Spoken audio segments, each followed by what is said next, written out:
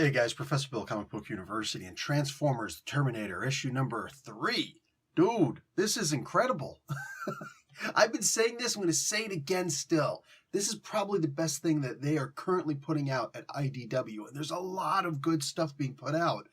But this is the one that's just taking the cake for me, man. I love every single thing about this comic book. Every single thing.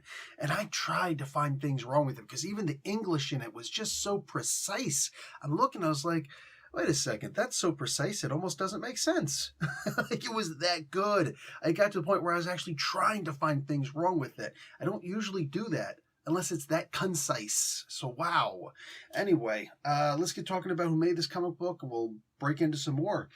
The story by David Marriott and Tom Waltz and John Barber. Written by David Marriott and John Barber. Art by Alex Milne, and colors by David Gracia Cruz, and letters and design by Jake M. Wood. Okay, let's get moving on with this IDW production.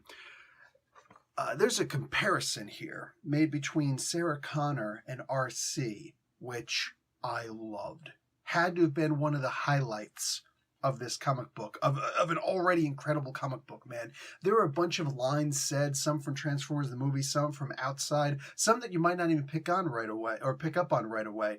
At one point, somebody, I think it was Bumblebee, whoever, somebody says, absolutely, like that, and absolutely was highlighted, was bold-faced. So, the emphasis was there.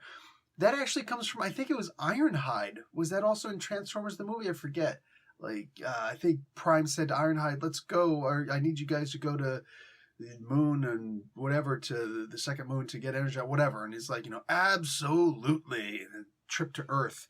Anyway, I forget exactly how that happened, but all of this stuff, I'm remembering so much of this stuff from the original Transformers the movie or the cartoon mostly. Although, also, obviously, the plot is mostly based on the original Transformers comic book by Marvel.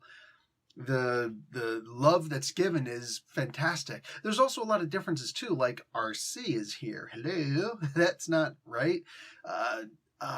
Velocity is here, that's a new Transformer I am not at all in the slightest familiar with, But they also have, they point out to some things from back in that original series where what's his name? Wheeljack? Yeah, Wheeljack. He goes and he says, hey, all of the Teletron probe droids are accounted for, except for one that seems to have malfunctioned. Okay, so I remember back in the earlier issues that would later on lead to, I think the debut of the Dinobots was in issue 8. They were saying that probe went down because Shockwave destroyed it, but they sent the Dinobots to go after them, and they lost track of whatever happened. Blah. So I'm like, oh, okay, so they can bring in the Dinobots. The very next panel, though, they show Grimlock being pulled out. It's like, well, he can't be there if he's actually down there. So the whole thing is obviously completely far removed from any normal version of Earth that we would know in the comic books, right? So it's reminding you of some things while at the same time keeping you on your toes. It's little things like that you pick up on by noticing this stuff. It's just, wow, it's freaking mind-blowing. They paid so much attention to detail in this. There are even moments, of course, from the Terminator. Not as many. I would have liked to see more of that. But you know what else I want to see more of? This comic book. I think this ends in the next issue. I think it's supposed to be concluded. But no, they have to make a part 2 to this. They have to make a sequel. Let's see what the liquid metal, the T-1000 does. Let's see what the Terminatrix does. Let's see, dude, I want to see it all. I don't want to stop. Can you imagine the Terminatrix coming over and taking over a Transformer or 6? How insane would that be? Oh, man, I need to see this. I need to see so much more of this. The ending was a little, okay, I see you. I see what you're doing. I recognize it. Oh, man, this is such a good comic book. You notice I didn't really tell you too much about the book itself. You know why? Because you want to read the freaking book.